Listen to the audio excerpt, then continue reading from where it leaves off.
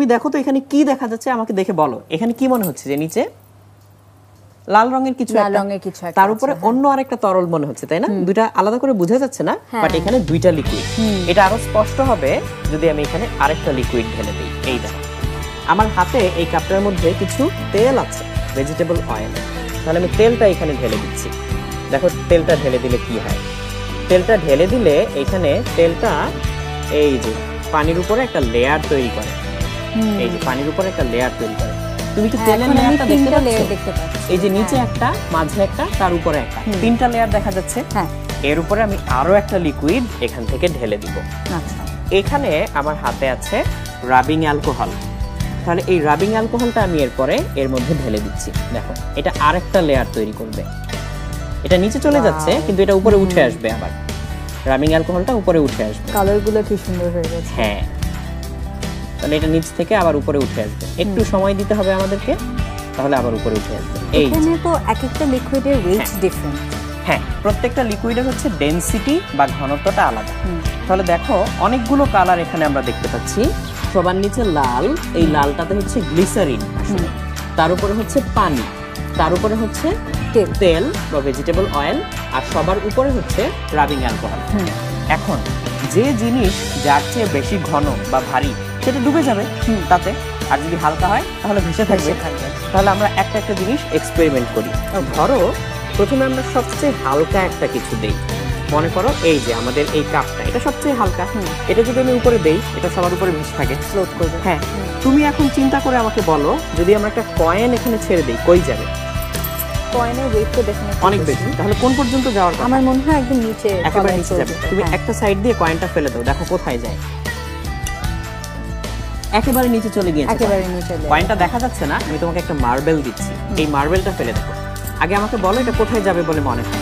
মার্বেলটা বটমে চলে যাবে। হ্যাঁ, একদম নিচে চলে গেছে। একদম নিচে চলে গেছে। এরপরে আমি হচ্ছে এটা তোমার হাতে দিচ্ছি। এটা তুমি চাইলে রাবিং অ্যালকোহলে ডুবিয়ে দিতে পারো। দেখো এরপরে কোথায় যায়। সো রাবিং অ্যালকোহলে এটা ডুবিয়ে দাও। হ্যাঁ, ডুবিয়ে দাও। এই যে এরকম করে। আমি একটু হেল্প করি তোমাকে। এই যে এটা রাবিং অ্যালকোহলে দেখো পুরোপুরি নিমজ্জিত অবস্থায় ভাসে। তার কারণ এর ডেনসিটিটা এই রাবিং অ্যালকোহলের প্রায় সমান।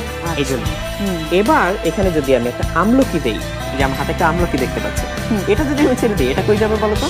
এইটা আমার মনে হয় মাঝামাঝি তোমার কোন একটা জায়গায় যাবে। দেখি কোথায় যায়। আমি এটা সামনে ছেড়ে দিচ্ছি। এই দেখো এটা কোথায় গিয়ে থামলো দেখতে পাচ্ছ? এটা থামছে গ্লিসারিনের লেয়ার, গ্লিসারিনের উপরে, তাই না? তার মানে এটা হচ্ছে তেলে ডুবে যায়, এটা পানিতে ডুবে যায়, কিন্তু গ্লিসারিনে ডুবে যায় না। আমি আরো একটা ফেলি, দেখো রাবিং অ্যালকোহল ডুবে গেল, তেলে ডুবে গেল, পানিতেও ডুবে গেল, কিন্তু গ্লিসারিনে ডুবলো না। জিনিসটা এরকম। সো আমরা এখানে চাইলে এই আরেকটা প্লাস্টিক ক্যাপ দিয়েও পরীক্ষা করে দেখতে পারি। এটা দেখো কোথায় যায়।